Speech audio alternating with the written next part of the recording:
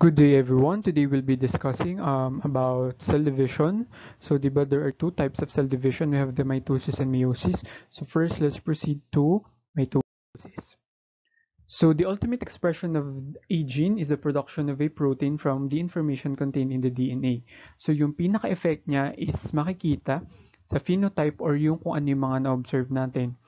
So bago magawa ang isang gene, it goes through a multi-step process.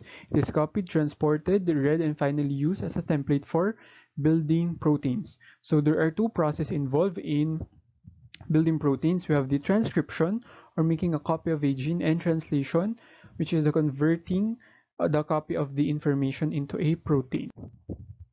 So, anong nangyayari dun sa overview ng gene expression? So, yung DNA, di ba nandun yung mga necessary informations to produce protein? Yung DNA lang, ang problema is sobrang laki niya, hindi siya makalabas ng nucleus. So, anong gagawin? Dun papasok yung process ng transcription. Yung transcription, yun yung parang kakopy ka ng information dun sa DNA na yun. So, yung magiging copy, ang tawag dun is yung mRNA or the messenger RNA. Yung mRNA na yun yung lalabas papunta sa ribosome. Bakit? Di ba sa ribosomes, dun nangyayari yung protein synthesis. So, yun namang amino acids na building blocks ng proteins, pupunta din sa ribosomes. Ano magdadala sa kanya doon? Yung tRNAs. So, doon sa ribosomes, doon mangyayari yung process na translation. Ito yung the information contained in the mRNA is used to determine the number, kinds, and arrangements of amino acids in the protein. So the first step again is the transcription. It is the first step in gene expression. It takes place in the nucleus. So ulit nga, yung DNA ay parang kinokopya or tinatranscribe to mRNA. Tapos yung translation naman, yun na yung pinaka-synthesis of proteins based on the information na nasa mRNA. So, ang cell life cycle, we have two major phases. We have the interphase and the cell division.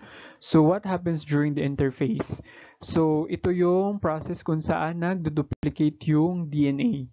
So, the strands of the DNA separates from each other, tapos magfo-form siya ng two identical DNA molecules. So cell division, it is the formation of two daughter cells from a single parent cell. So merong two types nga ulit ng cell division. We have the mitosis and meiosis. Mitosis ay new cells necessary for growth and tissue repair, while meiosis naman yun yung for sex cells and it is necessary for reproduction. So first, mitosis. So mitosis is the cell division that occurs in all cells except sex cells. Kasi ngayon sa sex cells, yun yung meiosis. So a parent cell divides to form two daughter cells with the same amount and type of DNA. Ang tawag doon is yung diploid.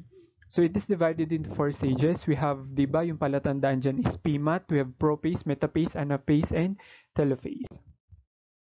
So yun ang nangyayari. We have the replication or yung interphase, tapos mitosis, tapos yung cytokinesis wherein the parent cell splits into two daughter cells. Lang din yun.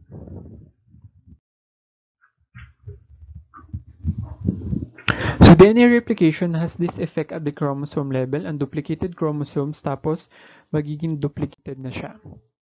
So ito yung parts of the centromere, chromatid, kinetochore, and kinetochore microtubules. So definition of terms muna tayo. We have the chromatid. It is the two genetically identical strands of chromatin. Yung centromere naman is it is where region on the chromosome that joins two sister chromatids. Yung mga centrioles, they are the spindle fibers to separate chromosomes during cell division. Kinetochore is a specialized region on the centromeres of the chromosomes, while the cytokinesis is the cytoplasmic division of a cell, bringing about the separation into two daughter cells. So first, prophase. So ano nangyayari dito? Chromosomes condense and become visible, nuclear envelope and nucleus disperse, and the spindle apparatus forms. So yung mga nuclear membrane breaks down and disappears. Tapos yung centriole moves to the opposite poles of the cell and the mitotic spindle forms. So sa metaphase naman ay chromosomes are moved to the equator and are now attached to a pair of spindle fibers. Para matandaan nyo to, metaphase, letter M nasa middle. So ibig sabihin nasa gitna yung mga chromosomes. Tapos, yung anaphase naman, yung mga sister chromatids separate and moves towards the opposite poles. So, by the end of the anaphase, cleavage or pinching is evident. So, ang palatandaan nyo dito sa anaphase, yung pinching or yung cleavage. Tapos, sa telophase naman, yung chromosomes, nagdi-disperse na yung nuclear membrane and the nucleoli reform. Tapos, yung mga spindle fibers yung nagdi-disappear. So, the cytoplasm continues to divide. Tapos, last nga doon is yung meron na talagang 2 cells na